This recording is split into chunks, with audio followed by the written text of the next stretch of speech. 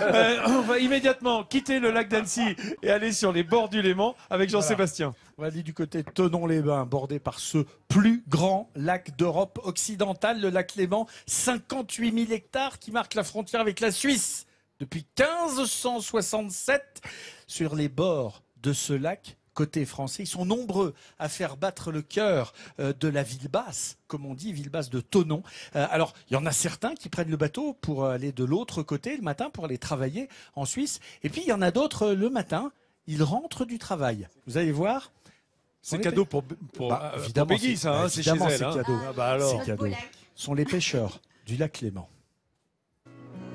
Tous les matins, sur le Léman, c'est le même balai. À l'embarcadère de Thonon-les-Bains, les frontaliers attendent le bateau. Direction la Suisse pour aller travailler. La traversée durera 50 minutes.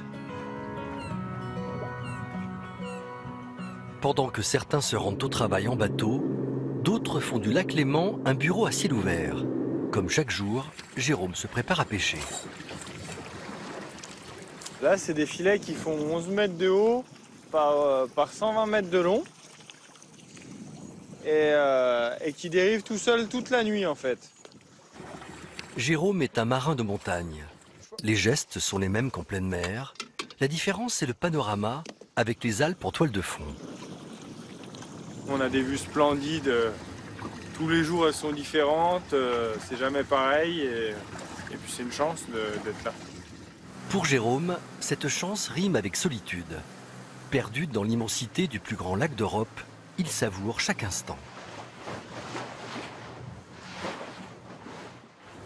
On se sent seul, mais d'un côté, c'est des périodes qu'on apprécie aussi parce que on se dit qu'on est tout seul là au milieu de cette étendue, puis c'est un peu à nous, quoi, parce qu'il n'y a personne.